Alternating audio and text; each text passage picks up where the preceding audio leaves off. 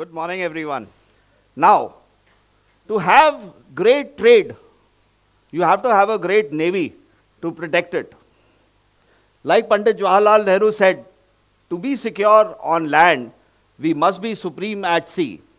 And that is the job of the Indian Navy, apart from defending the 11,000 kilometers of coastline. The Indian Navy is tasked with keeping our trade routes or our sea lanes of communication open. Now, ever wonder what it is to be on one of these ships? The first is the rolling and pitching, the constant motion. Rolling is the sideways motion of a ship, and pitching is the up and down motion of a ship. Now, you have to not only maintain your balance, you have to be very careful because the compartments are small and they have a lot of fittings. You may get knocked down and even knocked out if you're not careful. Another great feature of ships is that they have to be completely self-contained, because once you sail out, there is no floating workshop. Nobody is there to repair your ship, and there is nobody to top up your ship. Especially an important part, that is the lubrication oil for your engines, especially the diesel engines which guzzle it up. Now, merchant ships have masters and Indian naval ships have captains. The captain is a guy who plays a crucial role on a ship because he is responsible for the entire ship, the men, material, everything. With this, I'm going to embark, or rather tell you guys a story. It's a real life story, and I hope to draw some lessons and clarify certain qualities or values which are required to overcome all odds and come out as winners in all situations. Now, I had just completed a decade at sea and I was enjoying my instructional tenure in the Missile and Gunnery School in Cochin when the Kargil War, or what we in the Navy called Operation Vijay, broke out in May 1999. I got my orders to move to Visakhapatnam or Vizag, which was under the Eastern Naval Command, and take command of the missile boat INS Chatak. I was very elated that I got a command so early in life, but the challenges were many. First, this ship was an improved version of the ones which attacked Karachi Harbour in the 1971 war, and they were very old. The machinery and the electrical systems were prone to break down sometimes all at once. The next is that this ship had very, very limited endurance, and they were towed to the place where they had to perform their major task, that is the missile firing. So, the first lesson is, when you have a choice, choose the best. If not, do your best. And with this in mind, relying on my spiritual training, I embarked on what was going to be the most challenging, but also the most rewarding chapter of my life, was sailing to the west coast to join the Western Fleet in blockading our western neighbor, Pakistan. We, as the only operational missile boat, were tasked to fire an anti-ship missile for practicing the anti-aircraft crew of the fleet ships, which are the bigger ships which are sailing. So in this practice missile firing, what happens is the missile boat is towed to its place. It fires a missile, anti-ship missile, in a straight line away from the line of ships. The other ships line up and keep firing their surface-to-air missiles and their anti-aircraft guns to bring that missile down. Now, this was my first sortie. Please remember, the crew were already pretty scared because of my reputation. So I wanted to give them a complete surprise. I got involved with all activities in that ship, and we had a plethora of problems. We had, during the towing itself, the tow rope, it got chaffed.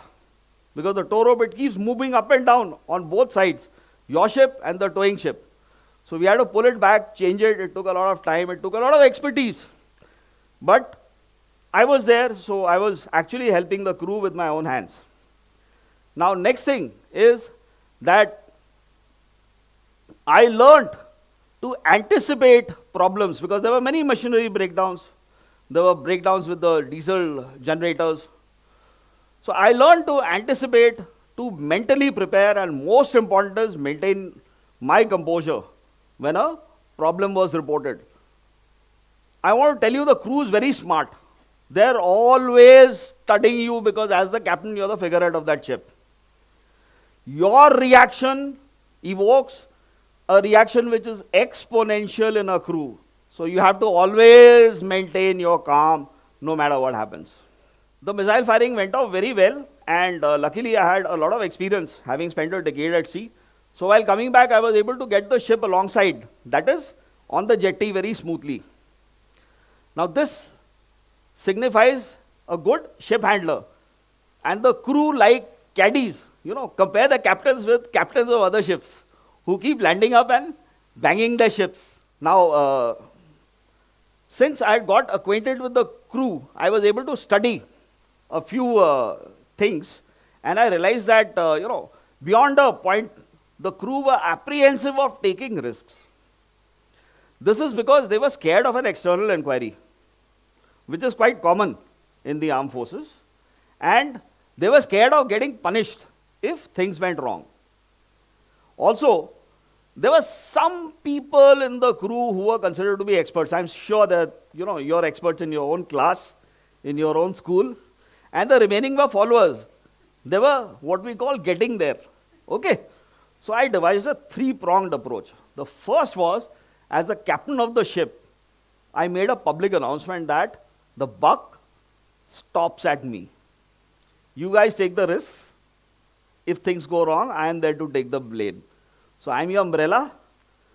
Do your job. Don't worry. The second, whilst encouraging all the, monitors, the captains, I kept encouraging the others in the team to rise above themselves and become leaders. The third was that, we got a lot of challenging tasks. So being involved with the crew, I used to set very killing timelines, very killing timelines. I used to make sure that people work under pressure. Because under pressure, if you're able to perform, then in war or in battle, you will win. Now, we were winners everywhere, and we started getting awards and rewards, which is, a consequence of good and hard work. Now, when these rewards and awards started coming, there was a complete change in perception, which is what I was successful in managing. From a scary guy, I became a guy whom people respected and people started trusting. I became a guy whom people could come and tell their problems. And they knew they would get a solution. Now, for the second missile firing, moment we left harbor,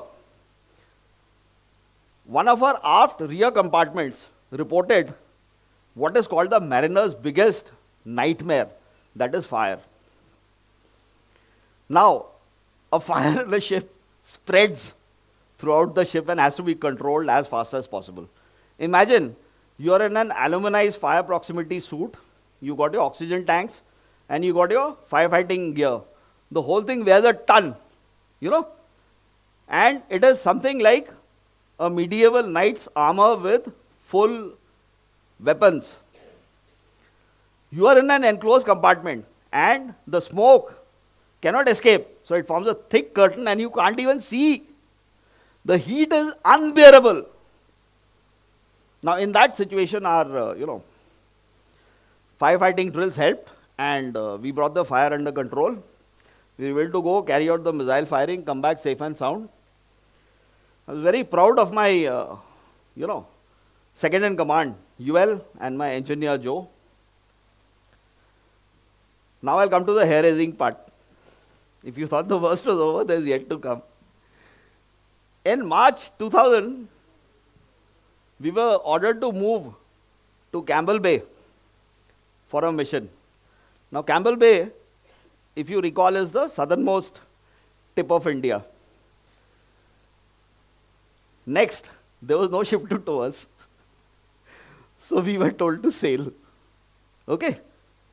I got down with my core team. And we saw that the distance was 985 sea miles, or it was 1800 kilometers. It was 3 times the endurance range of INS Chatak. And that too when Chatak was new. Chatak was already on its last legs, waiting to be decommissioned. There were, problems, and along with the sort of unlimited risks come unlimited liabilities. We sort of made a plan, took rations, we loaded lube oil or lubrication oil, which our old engines used to guzzle up because they used to keep getting heated. The bearings and all, they were very old. They used to keep getting heated and they used to guzzle up engine oil. We loaded engine oil and also syntax tanks of water, what you have on terraces of your houses, because we knew that we'll run short of drinking water.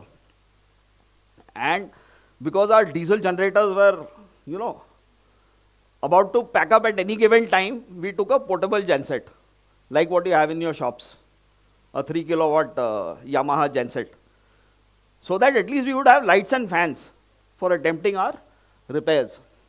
And with that, we embarked on what was going to be the most historic mission given to a ship. It is something like the Kontiki expedition. Now, we sailed. There was no coming back. But we had to keep, our crew drilled. Because anything which happened, there was nobody to come and rescue us. So we used to keep drilling, keep drilling, keep drilling. The next thing was to keep the morale of the ship's company high. The first thing I did is I put myself on watch. We have watches, like every 4 hours, one officer has to be on the bridge. So I put myself on watch. That relieved the pressure from the other officers so that they could concentrate on the crew. The engineering officer put himself voluntarily on engine room watch, along with the artificer NJ. He was the only guy. So at least now there are 2 guys doing 6 hours on, 6 hours off. Right? So after that, I started taking rounds regularly of the ship to see if everything was lashed up. Because if the sea becomes heavy, unless equipment is lashed, they'll damage themselves as well as the ship. And then we may have a hole where it will create a flooding. We came up with a fantastic, innovative idea. We started calling the crew on deck at sunset. Sunset is a beautiful time at sea, You see all kinds of colors, like aurora borealis, the northern lights. You see lovely colors when the sun goes down. And, the crew is on enclosed spaces, so when you get them up, which is normally not allowed, they get some time to, breathe, fresh air, stretch their legs. So we started Antakshari. We divided the crew into 2 halves, red and blue.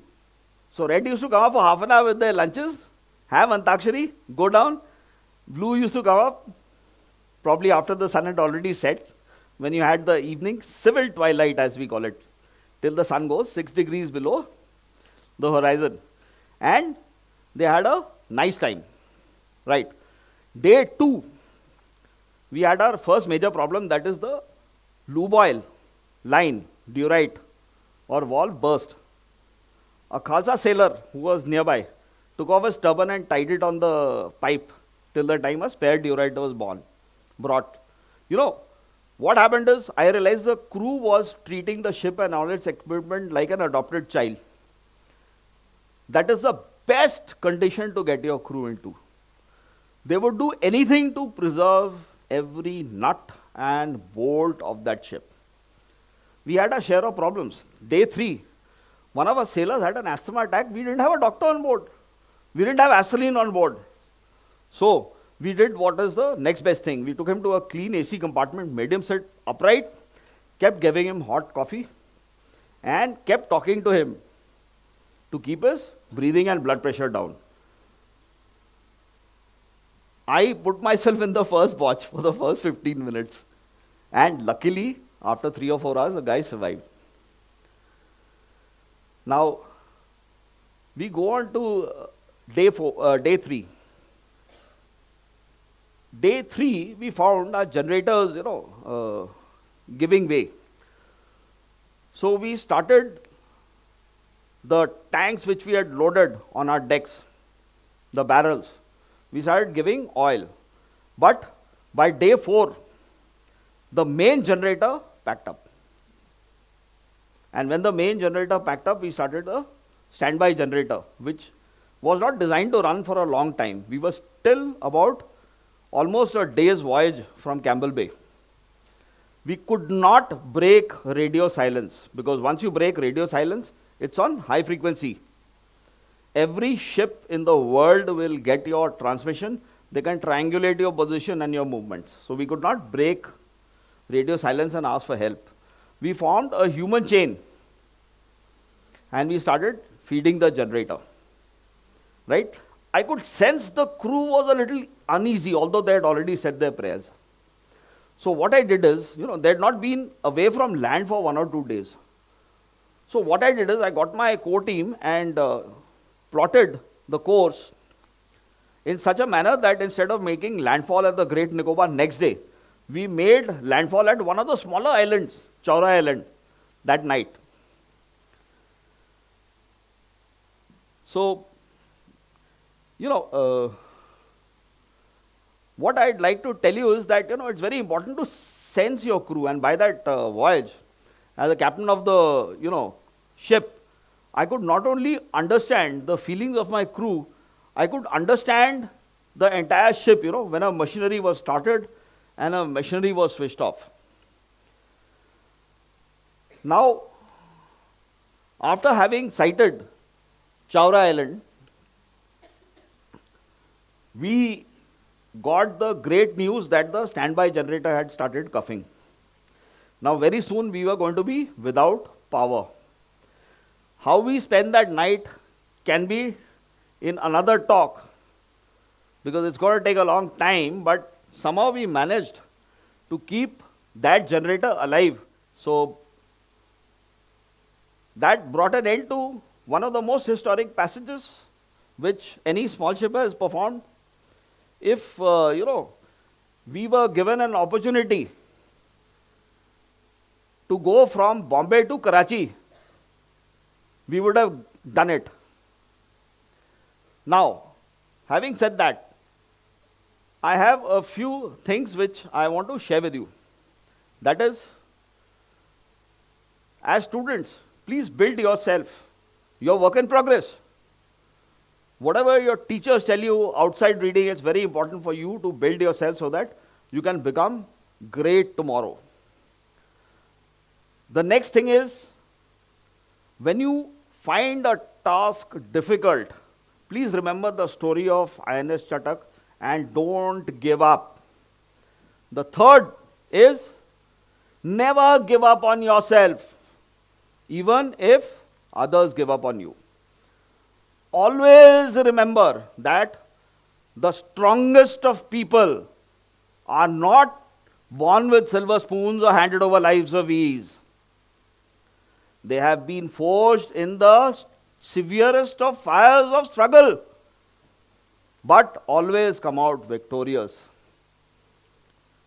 They are the ones who have faced adversity but never given up. They have refused to accept defeat. They have been knocked down time and again, but always risen. They have faced darkness, but they have never given up, because they always had hope. Thank you very much.